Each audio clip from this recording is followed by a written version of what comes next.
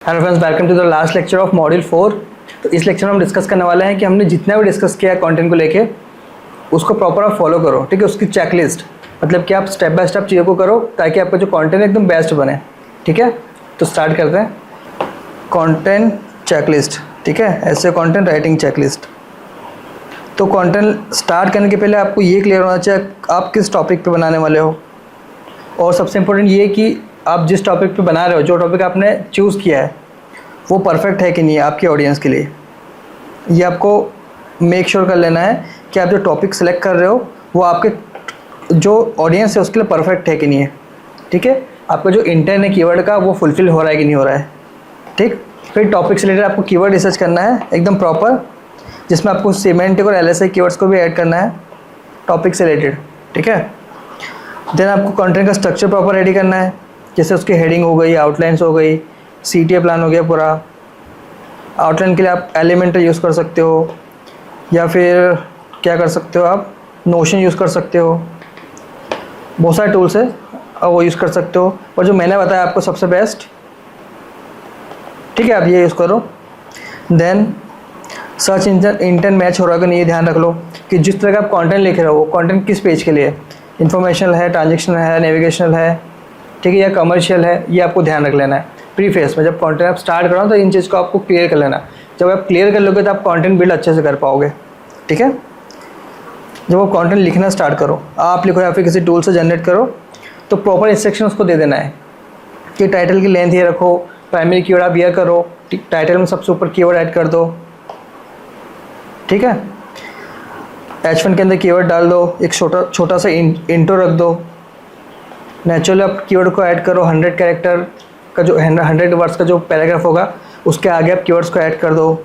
Short paragraph रखो, proper heading structure follow करो, interlinking आपको प्रॉपर करना है, एक्सलिंकिंग आपको जनरेट करना है।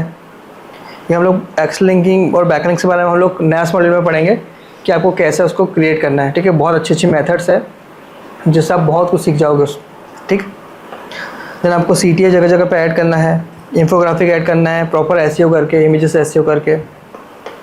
ठीक है, तो बेसिक ये आप इसका प्रिंट आउट निकाल सकते हो, जो चीज़ आप करते हैं उसको टिक लगा दो बस। मतलब आपको ध्यान रखना है कंटेंट को जब जनरेट करो ना, तो आपको इन चीज़ों को टिक करते चलना है कि हाँ ये मैंने कर दिया, ये मैंने कर दिया। ठीक है, अब कंटेंट राइटिंग के बाद उसका एक बार फिर से SEO ऑप्टिमाइजेशन आप चेक कर लो कि टाइटल आपका 60 कैरेक्टर है कि नहीं है, डिस्क्रिप्शन 160 है कि नहीं है। ये इंपॉर्टेंट है। ये इंपॉर्टेंट क्यों है? क्योंकि आप तो लिख दोगे 70 कैरेक्टर्स का, पर जब गूगल शो करेगा तो वो 60 का शो करेगा, 10 कैरेक्टर्स तो आपके कट जाएंगे। ठीक है, इसको बताने की ज़रूरत नहीं मुझे, क्योंकि इसको मैंने डिटेल में बताया है। URL ऑप्टिमाइजेशन मैंने बताया था, वो आपको कर लेना है। इमेजेस को चेक कर लेना है कंप्रेस करके, इसका ऑल टेक्स्ट चेक कर लेना है, मोबाइल रिस्पॉन्सिव कर लेना है, स्पीड चेक कर लेना है इमेजेस को कंप्रेस करके। ये सब चीज़ आपको SEO की चेक कर लेना है। ठीक, और फाइनली क्या चेक करना है आपको पब्लिश करने से पहले, is the content easy to scan with bullet and headings. एक बार रीड करके देख लो आप खुद एज ए यूज़र पर्सपेक्टिव से कि आपका जो कंटेंट आप लिख रहे हो प्रॉपर है यूज़र के लिए नहीं है। यूज़र जिस चीज़ के लिए आपके पेज पे आया है क्या उसको वो चीज़ मिलेगी, उसका गोल फुलफिल होगा, ये आप चेक कर लो एक बार। कंटेंट लिखे था आपने, जो भी कंटेंट यूज़ किया है वो करेक्ट है।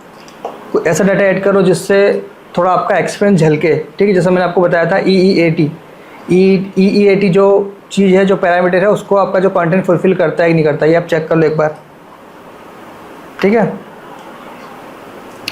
जैसे कि does it include a clear next step, जैसे कि डेमो देना है, बुक करना है, परचेस करना है, आपने CTA प्रॉपर ऐड किया है कि नहीं है। इसका मतलब ये आपका आपने कंटेंट में प्रॉपर CTA ऐड किया है कि नहीं है। आपका कंटेंट पढ़ने के बाद आगे का क्या, आगे उसको आपको कहाँ भेजना है वो भी आपको डिसाइड करना पड़ेगा। ठीक है, मतलब कहना है मतलब एक बार प्रूफरीड कर लो आप प्रॉपर कंटेंट को, या तो ग्रामरली से कर लो या फिर हेमिंगवे से कर लो। और सबसे लास्ट और इम्पोर्टेंट, अगर आपको बार बार मेहनत नहीं करनी हो तो उसको एवरग्रीन कंटेंट की कैटेगरी में डालने की कोशिश करो। ये करोगे तो आपका जो कंटेंट है वो सालों साल चलेगा। तो ये थी आपकी SEO कंटेंट राइटिंग चेकलिस्ट। तो आप इस चीज़ का ध्यान रखो और अच्छे से कंटेंट जनरेट करो, उसको रैंक कराओ। मिलते हैं नेक्स्ट मॉड्यूल में। Thank you very much.